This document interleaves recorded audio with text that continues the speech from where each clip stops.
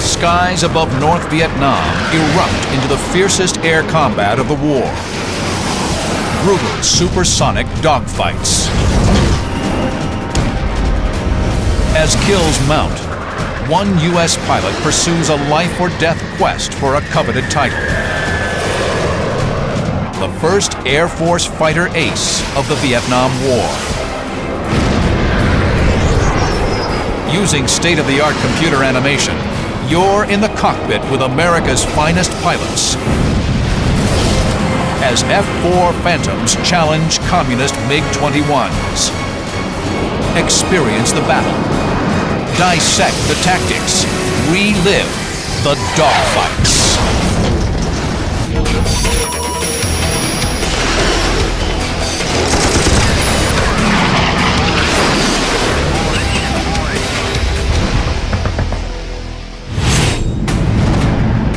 April 16, 1972. American combat forces have been committed to the fight in Vietnam for 8 years. Today, 4 U.S. Air Force F-4 Phantoms, call sign Basco, orbit 18,000 feet above Laos. The Phantoms are waiting to escort B-52 bombers into the heart of North Vietnam in a dramatic escalation of the air war. But there's been a mix-up. The B-52s are still on the ground, and the Phantoms are burning fuel at a rate of 150 pounds per minute. To reduce drag, Flight Leader Fred Olmsted orders the Phantoms to jettison their empty centerline fuel tanks. Still, the reduced weight won't buy enough time. Phantom pilots know that there is nothing that you can do in a Phantom to save that big, beautiful aircraft and burn all the fuel you got. We had to make a decision. Olmsted has 2 choices. Wait for the B-52s and risk running out of fuel, or use their fuel for the flight's secondary mission, hunting for North Vietnamese MiGs. Olmsted chooses the MiGs, the Blue Bandits. He turns the Phantoms 180 degrees. Basco flight is now on the prowl. Flying number 3 is Olmsted's good friend, Dan Cherry. Fred makes a turn and heads right for Hanoi. And we start pushing the power up and picking up the speed. And we cross that border into North Vietnam. Almost exactly at that precise time that we ingressed into North Vietnam from our orbit in Laos, my backseater picked up 2 Blue Bandits. Basco flight's audio transmissions were recorded, a remarkable historical record of air-to-air combat in Southeast Asia. Basco has 2 bandits on the nose, F-20. Copy that. The bandits on the nose at 20. Let's get rid of them, Basco. 2 silver MiG-21s are 20 miles out and closing head-on at the Phantoms. Olmsted isn't backing off. He orders Basco flight to stay on course. They marched right down the radar scope from 18 miles to 12 miles to 10 miles to 8 miles. I didn't see them at the time, and Fred said, "There's 2 silver MiG-21s there, Dan." And I said something really clever and smart like, "Where?" The MiG-21 there, Dan. Dan. Oh, joy. 2 Blue Bandits just went by us. And that's when the fight really started. Olmsted and his wingman give chase. He rolls his F-4 Phantom into a climbing turn and swings around 180 degrees. Olmsted and his wingman are maneuvering to get above and behind the Bandit into a firing envelope. Cherry and his wingman stay in trail, protecting Olmsted's 6 o'clock. Then, Cherry spots a 3rd Bandit, a camouflaged MiG-21 ambushing Fred Olmsted from behind. We've gone through about 90 degrees of turn when my wingman, Greg Crane, spots the camouflage MiG right off of our nose. The North Vietnamese have set a trap, and Flight Leader Fred Olmsted is the target. The stage is set for a legendary dogfight. A battle on the cutting edge of a dramatic turnaround in the Vietnam Air War. Americans are in the skies above North Vietnam for the first time in 3.5 years. In October 1968, seeking to de-escalate the conflict and bring the North Vietnamese to the conference table, then-President Lyndon Johnson declared bombing off-limits above the DMZ, separating North and South Vietnam. The North used the bombing halt to build up its military capability. By 1972, they're ready for a major offensive. They stream hundreds of thousands of troops and armor down the Ho Chi Minh Trail. They had massed approximately 200,000 troops there north of the DMZ. That's 20 divisions, 600 tanks, and to put that in perspective, that's the same size, roughly, as the German army had during the Battle of the Bulge. In March, the North Vietnamese surged south across the DMZ. The fate of South Vietnam rests in the hands of American airmen. April 9th, 1972. For the first time in the Vietnam conflict, American B-52 bombers crossed the DMZ into the north. They pound supply lines and troop concentrations, feeding the communists' advance. The gloves are coming off. In addition to dropping bombs, F-4 pilots have another mission: protect lumbering B-52s from enemy MiGs. I do remember the warning that was issued by the Chief of Staff, and he said something to the effect that if any of you hotshot F-4 drivers let a B-52 get shot down by a MiG, you won't even be able to drive a taxi cab anyplace. To American airmen, the most dangerous aerial threat is the MiG-21. First introduced in 1956, the MiG-21, like its MiG-15 and MiG-17 predecessors, is renowned for its speed and agility. But unlike its swept-wing predecessors, the MiG-21 employed a triangular delta wing, an attractive design for a supersonic fighter, combining low drag and structural weight with excellent supersonic maneuverability. It was a Formula One racer, if you want to think of it that way. Turned extremely sharp. It had a big afterburner, strong, a big thrusting afterburner engine. It could turn very, very quickly, very well. It was hard to see. No real smoke, no smoking engines. The MiG-21 is armed with 2 heat-seeking air-to-air missiles and 2 23mm cannons. It's lethal in close encounters. In contrast to the sleek MiG, the massive 2-seat F-4 Phantom was designed for the Navy in the late 1950s as a long-range fleet defense fighter. In 1962, it was adapted for the Air Force for both air-to-air and air-to-ground missions. The Phantom was armed with 4 long-range radar-guided AIM-7 Sparrow missiles and up to 4 short-range, heat-seeking AIM-9 Sidewinder missiles. It could also carry up to 16,000 pounds of bombs, rockets, and napalm. 2 afterburning J-79 turbojet engines make the F-4 a fast and versatile heavy hitter. You'll never, ever, ever forget what it was like to start those big old J-79 engines up and add just a little bit of power and feel that big old Phantom taxiing out and shaking and rumbling. You just knew you had strapped on a very, very masculine piece of equipment. It was massive. It looked like a combat plane.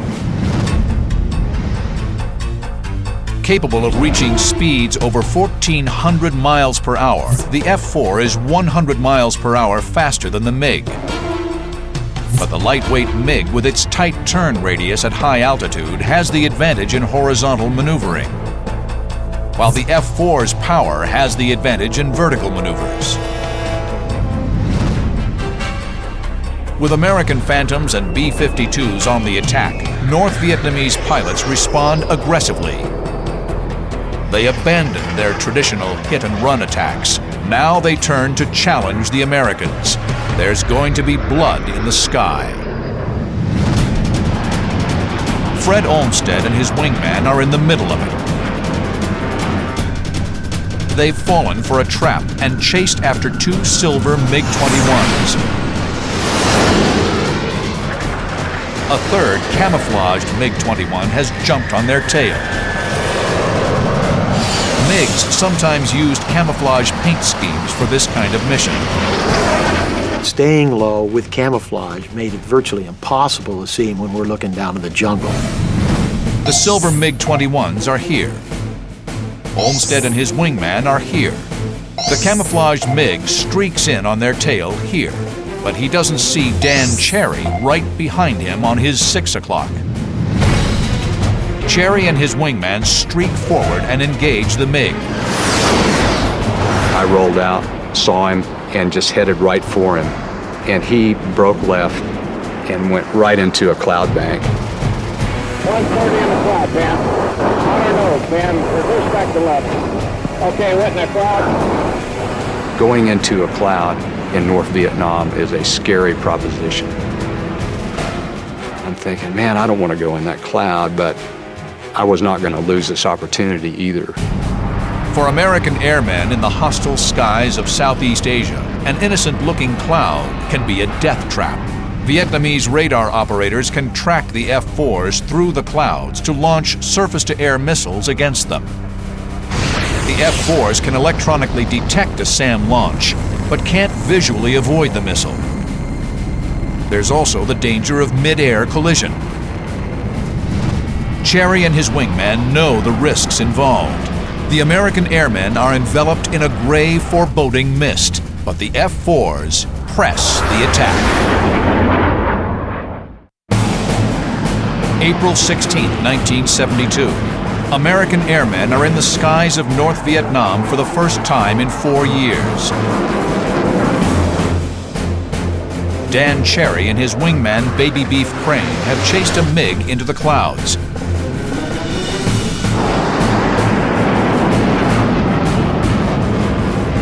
Visibility is zero, a fighter pilot's worst enemy. The pressure is much too intense. Cherry aborts.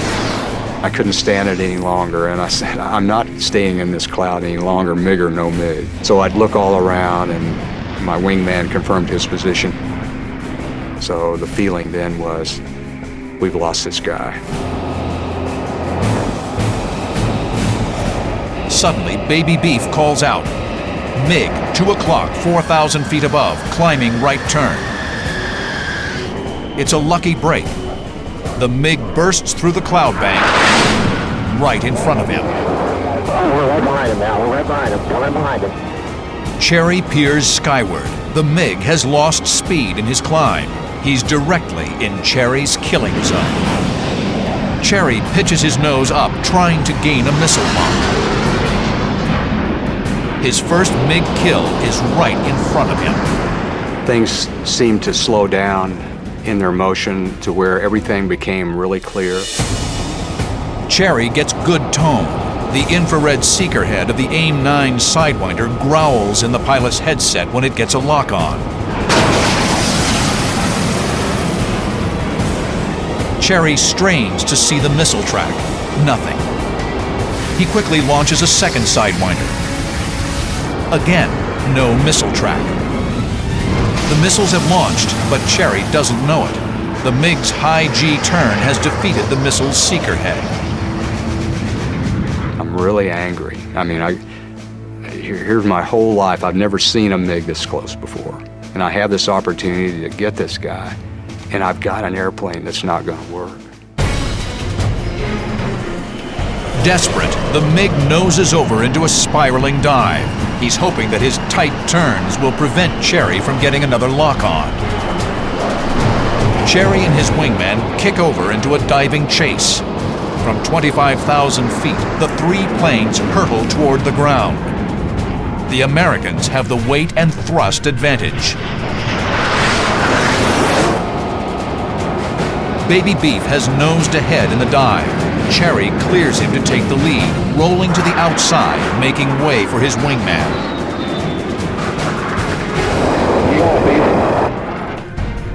Beef can't use a heat-seeking Sidewinder. The MiG's turning too tight. He knows it can't lock in a high G turn. He fires a radar-guided Sparrow. Something's wrong. It drops like lead. Then he fires another one, and it does ignite, but it goes into a huge corkscrew out to the right. Then the third missile he fired, and it was tracking really well. And I thought, man, this is really looking good. Beef's third missile streaks through the sky. Another radar-guided Sparrow. The Sparrow tracks steadily on the descending MiG. The MiG brakes hard right. The 500-pound missile should follow, but it darts past without detonating. Cherry and Beef have fired 5 missiles. All have failed. It's a problem that's plagued the Air Force since the beginning of the war. Developed in the mid-1950s, the heat-seeking AIM-9 Sidewinder relies on infrared homing. First-generation Sidewinders are plagued with problems. They're prone to interference by clouds and rain, and often lock onto bogus heat sources, like the sun. With an effective range of 2 miles, the Sidewinder is best employed against short-range targets. Its long-range counterpart is the AIM-7 Sparrow, whose maximum range of 28 miles is far greater than the Sidewinder. Introduced in the late 1950s, the Sparrow uses radar instead of infrared. It must be actively tracked to the target by the F-4's backseater, the Weapons System Officer, or WISO. But the Sparrow is virtually useless against fast-maneuvering targets inside a 5,000-foot radius.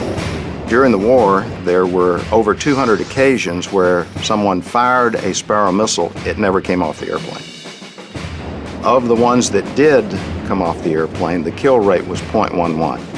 In other words, 11 out of 100 were victorious.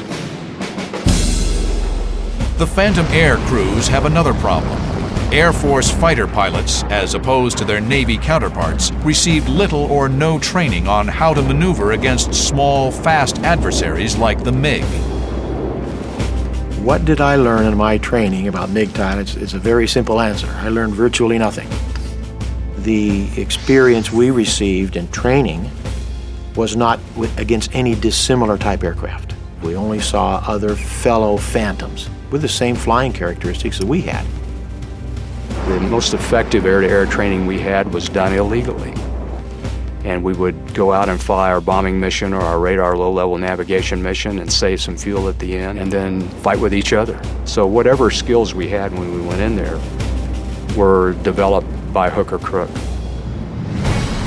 Thrust into his first dogfight against an actual MiG-21, Dan Cherry is on a steep learning curve. He races through his options. 2 of his missiles have failed. But he's determined to kill the MiG. This is going to sound weird, but I'm thinking I'm going to ram this guy. That's the aggressive feeling that I had at the time, was that I was not going to let this guy get away. The MiG has lost airspeed in the turn. Cherry and Beef pitch up and roll vertical to keep from overshooting. As they descend once again on the MiG, Cherry calls for the lead. Beef, I got him wide. Okay, he's breaking. He's break left, Beef, I got him. Break left. Okay. Look at him, Dan. I kept telling Greg to get out of the way, and I'm in burner, and I'm trying to close on him because I'm ready to shoot. I'm ready to try to shoot.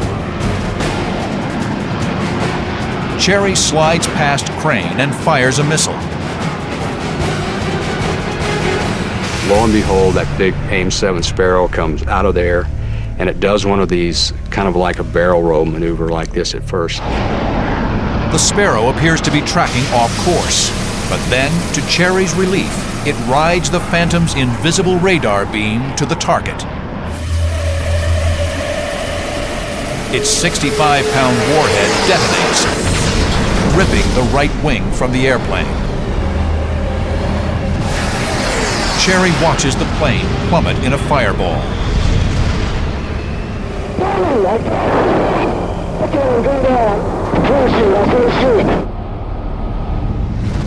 From the flames, the MiG pilot miraculously appears underneath his parachute. Cherry roars past his vanquished opponent. I made a little jink with the airplane to miss the MiG pilot and his parachute. We went up by him, well within 500 feet of him. And I remember clearly his legs sticking out straight like this, and the black flying suit he was wearing, the black flying suit on. Dan Cherry has killed his first MiG. Roger, understand you got a kill on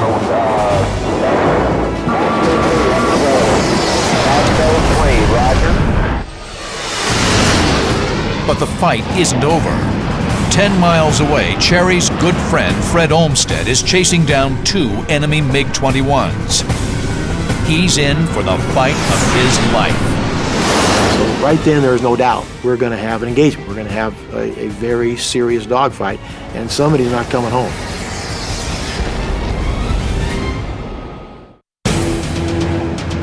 April 16, 1972. F-4 Phantoms are dueling communist MiGs in the most intense dogfights of the air war. Fred Olmsted is on the tail of 2 MiG-21s. The enemies streamline their fighters for battle. I then remember distinctly seeing silver objects coming down in front of me, and they'd pickle their centerline tanks. Then, unexpectedly, the lead MiG rolls inverted, diving earthward. And he was gone. He was out of the fight. That meant it was my airplane and my wingman against their wingman. Olmsted and his wingman are here. The MiG leader has just bugged out, leaving his wingman to fend for himself. Olmsted bores in for the kill. The lone MiG jinks down and into a left turn. A classic MiG ploy. He wants to lure Olmsted into a horizontal fight where the more maneuverable MiG can outturn the Phantom. Once I saw that turn, I was confronted with a choice here, whether or not to try and turn with him and get the gun sight on him, or try and accomplish what I had learned in the past. And I said, I'm going to fight this guy in the vertical. I'm not going to get out there and try and turn with this man. Olmsted pitches vertically, then rolls over into a dive. The move allows him to stay behind the MiG while keeping his airspeed up. He'll avoid a turning fight where his heavy Phantom will dissipate crucial airspeed or energy at a far greater rate than the lightweight MiG. It's an effective maneuver called lagging. I found that I could accelerate coming down because gravity was working for me, pull inside and use my increased energy to close the distance that way. Olmsted and his wingman repeat the maneuver several times. The horizon tumbles as the planes jockey for position.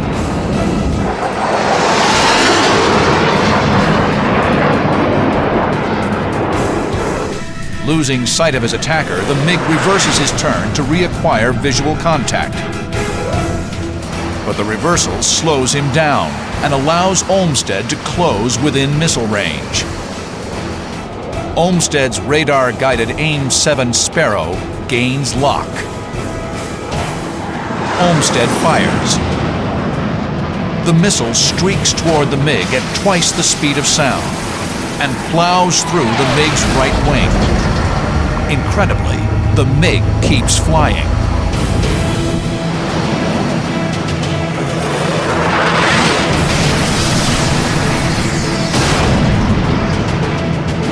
I don't know whether the missile only partially detonated or perhaps it was just the impact that absolutely sawed that wing off, but that's what I had. I had a MiG with about a half of a right wing and a spiraling left-hand turn at that time. Olmsted presses the attack. He fires a second missile. It doesn't track.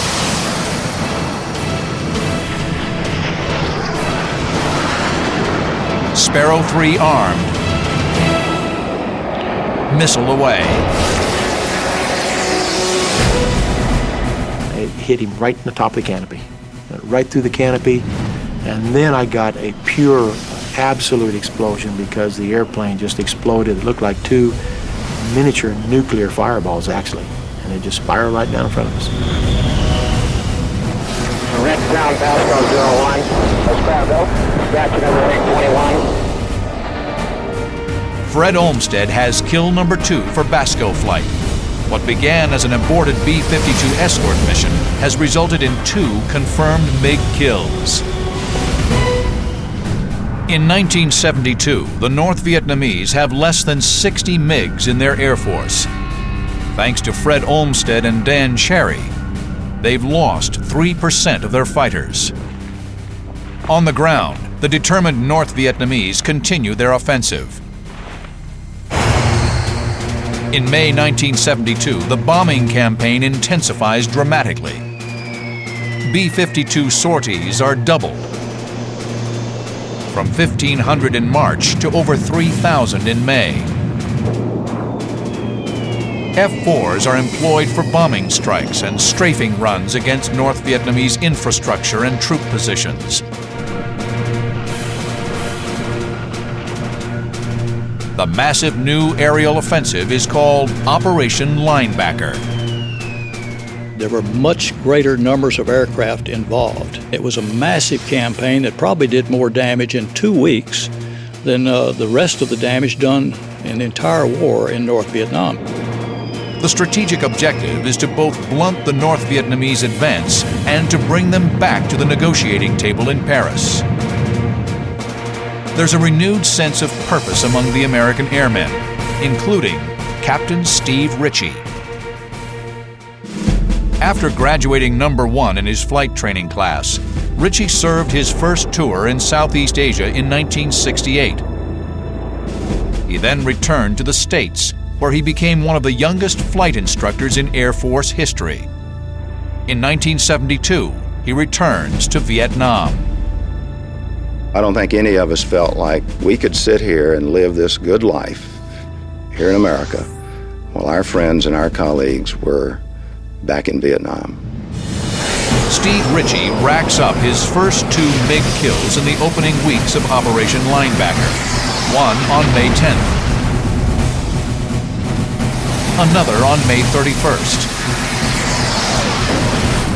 Ritchie is proving himself a skilled dogfighter. As Linebacker rolls on through June, Ritchie flies in support of dozens of strike missions.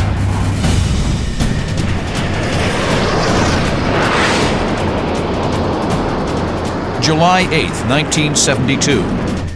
On routine combat air patrol, Ritchie will tangle with a flight of lethal MiG-21s and plunge into one of the most astounding dogfights of the Vietnam War.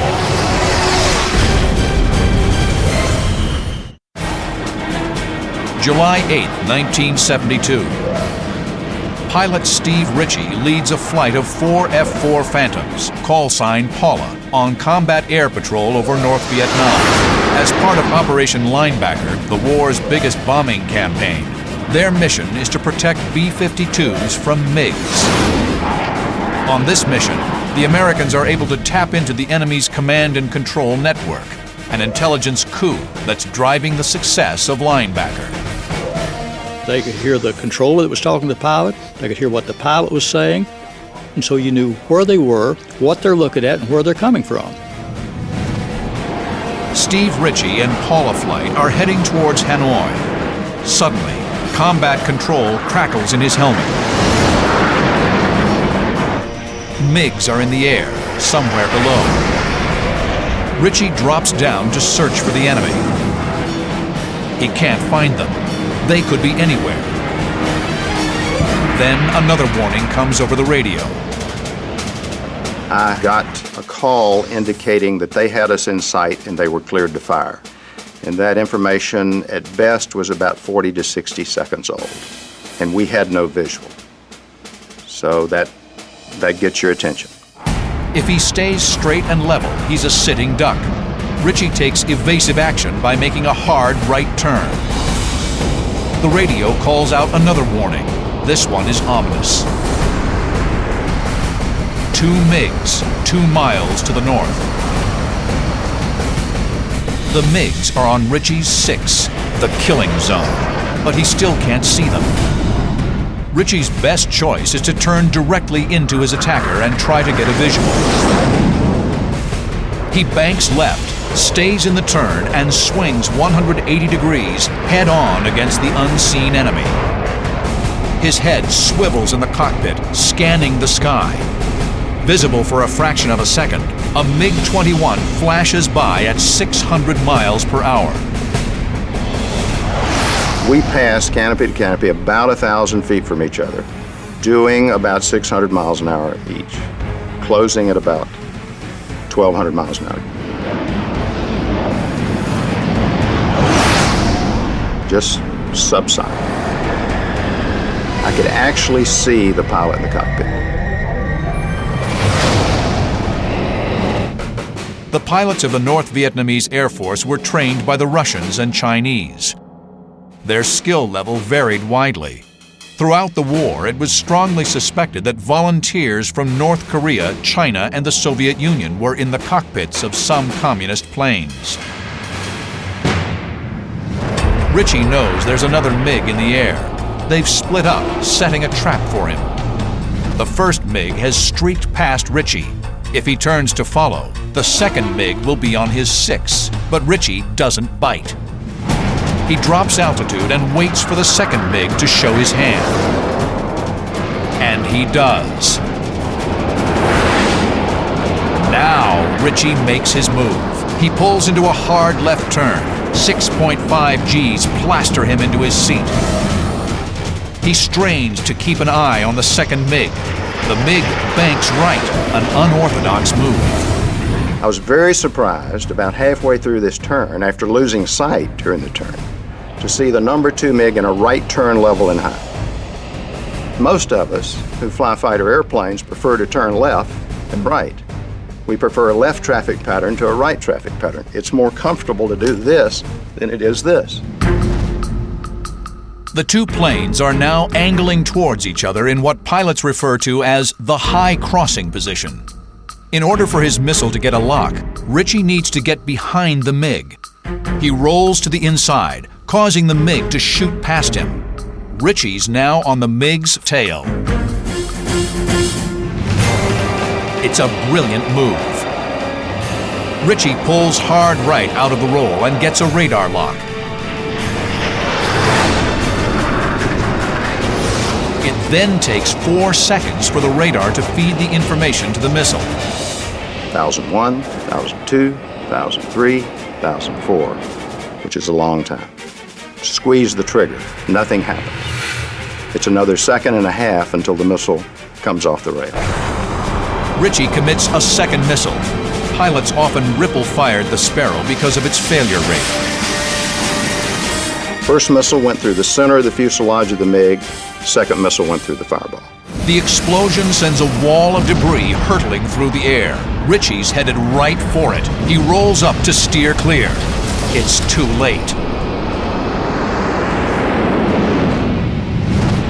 Debris punches into his left wing, gouging the skin. Ritchie clutches the stick. The big Phantom shrugs off the insult. Ritchie firewalls the throttle. The fight's still on. His number 4, Tommy Fiesel, is in trouble. He's got a MiG on his 6 o'clock. Ritchie is here. Tommy Fiesel is here. He's in a tight circling turn with a MiG-21 on his tail. The MiG's tight turning radius will eventually put him in a position to shoot down Paula 4. Ritchie sizes up the situation. He's going fast. If he engages too soon, he'll overshoot. The best time to get on the MiG's tail is when it's moving away from him, and he can match its turn. Ritchie's number 4 and the MiG-21 pass in front. It's time. Ritchie pounces. The MiG-21 is now predator and prey. The MiG pilot sees Ritchie. He aborts the chase, brakes hard and down.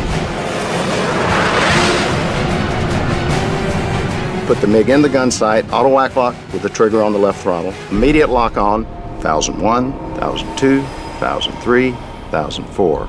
Squeeze the trigger. The 12-foot-long Sparrow blazes off the Phantom.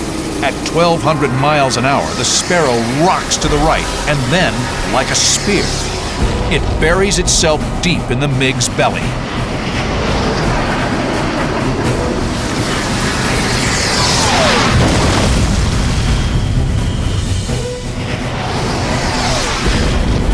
In a stellar display of airmanship, Steve Ritchie downs 2 MiG-21s in just 1 minute and 29 seconds.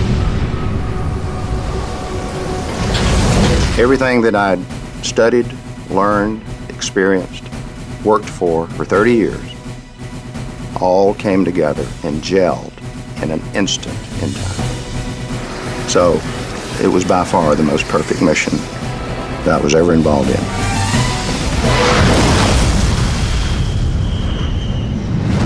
Paula Flight rejoins and heads for home, Udorn, Thailand. When they arrive, the celebration begins. I actually flew a couple of victory rolls over the field, which is kind of traditional. And we had a party at the club that night you would have enjoyed. Steve Ritchie is on the cusp of greatness. He has tied renowned veteran pilot Robin Olds with 4 MiGs to his credit. Ritchie needs just one more kill to join the coveted ranks of American fighter aces. But the quest could cost him his life. Steve Ritchie's double MiG kill on July 8, 1972 is hailed as one of the war's great dogfights. Now he needs just one more victory to become the Air Force's first and only ace pilot of the Vietnam War. There was a whole lot of attention because the Navy had an ace, Air Force didn't have an ace. There was a lot of pressure. August 28, 1972. Steve Ritchie leads a flight of 4 F-4 Phantoms, call sign Buick. Their combat air patrol mission is winding down when he gets word of MiGs in the air. I was northwest of Hanoi, beginning to get low on fuel. Turns out MiGs were southwest of Hanoi and were being vectored back to Hanoi. As flight lead, Ritchie's Phantom is equipped with a little black box that makes a big difference in air-to-air combat against MiGs. The APX-81, officially known as the Combat Tree, or just Tree to airmen. Tree is an IFF, Identification Friend or Foe transponder system. All military aircraft carry transponders that send and receive identification information to air traffic control and friendly planes. But Tree is unique. It can read the enemy's transponder. Tree-equipped Phantoms can tell if a blip on their radar is a MiG and shoot them out of the sky from miles away. We got the Tree contact way out. 2 MiG-21s coming back, non-maneuvering. They're about 5,000, maybe 8,000 feet above us. Started this climbing turn into the direction of them on the radar. Ritchie has used technology to get in position, but he must get a visual before he can fire.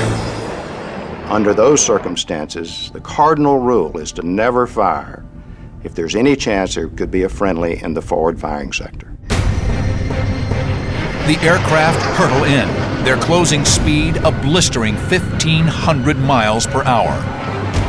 Ritchie fires 2 missiles, but at these staggering closing speeds, the missile can't maintain radar lock. They streak away harmlessly. The MiGs take no evasive action. They're focused on reaching the sanctuary of Hanoi's anti-aircraft defenses. Ritchie must make his kill soon. The MiGs roar head-on past the climbing F-4s. Ritchie orders a left brake, They swing around 180 degrees and zero in on the MiG's tail. I'm now supersonic, doing about 1.2 Mach. They're still subsonic. And I got a radar lock on, fired 2 missiles. The first one appeared to go by on the right side of the MiG, and he broke left, which solved the problem for the 4th missile. The MiG's abrupt maneuver slows him down. He drifts into the Sparrow missile's effective range. The missile's warhead detonates on impact. Steve Ritchie becomes the first and only Air Force ace of the Vietnam War.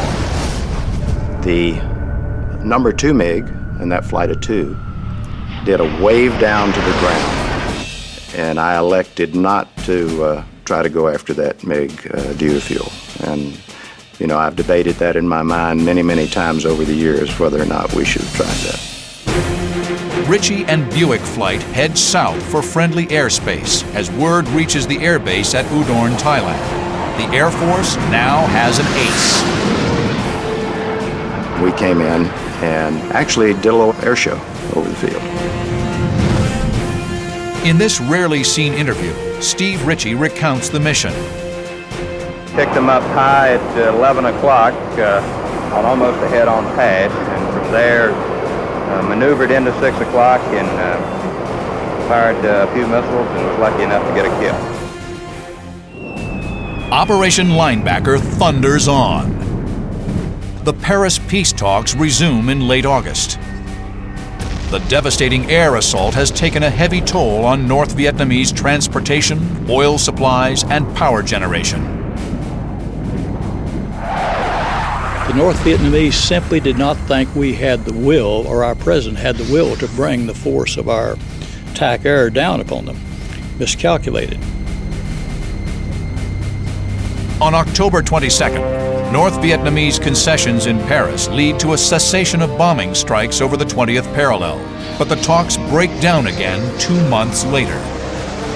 On December 14th, President Nixon sends Hanoi an ultimatum. Come back to the negotiating table within 72 hours, or the bombing resumes. There's no response from Hanoi. On December 18th, Operation Linebacker 2 commences, and B-52s head north. 200 B-52s, half the Strategic Air Command, are committed to the fight. By December 29th, the big bombers have flown 729 sorties and dropped over 15,000 tons of bombs. The North Vietnamese return to the negotiations, and on January 23, 1973, a peace agreement is signed. Thanks in part to Phantom pilots, the war in Vietnam had finally ended. American airmen downed 193 MiGs in air-to-air combat against a loss of 89 of their own. Those of us out on the point of the spear, so to speak, very much rely on each other to get this job done and to survive. So we develop a very, very unusual bond with each other. We had a mission. We worked the details of the plan ahead of time, and we executed it to perfection. And then to have the added bonus of a couple of MiG kills as well is pretty neat experience. Being a MiG killer is a life-shaping event, I would say.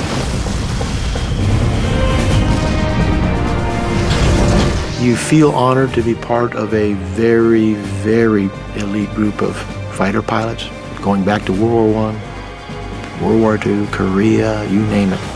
And the men that can claim to have won aerial victories and dogfights, an illustrious group. So it is an honor and a privilege to be part of that group.